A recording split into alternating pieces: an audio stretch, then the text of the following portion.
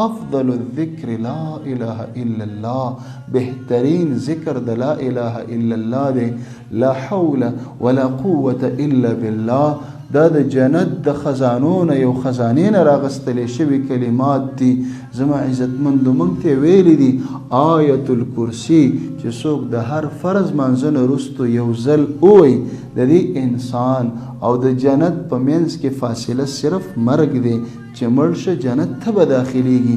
زما عزتمندو موږ ته رسول الله علیه السلام فرمایلی دي سبحان الله وبحمده، څوک چې سحر سل ځله وایي الله رب العالمین د ده ګناهونه معاف کوي اگر چې د سمندر د زګ عمره ګناهونه وي. موږ ته رسول الله علیه السلام فرمایلی دي رسول الله علیه السلام راکړی شوي اسکار او طریقې او ذکرونه موږ له کافي دي. موږ بل پیر او مرشد ته بل طریقو والا ته ضرورت نه لرو چې د بل چا نه طریقه والو، د بل چا نه ذکر والو او بیا هغه ذکرونه تې والو چې په قرآن او حدیث کې ثبوت نه وي. بدعي اسکار د ځان نه جوړ شوي اسکار ولې د خلکو نه اخلي؟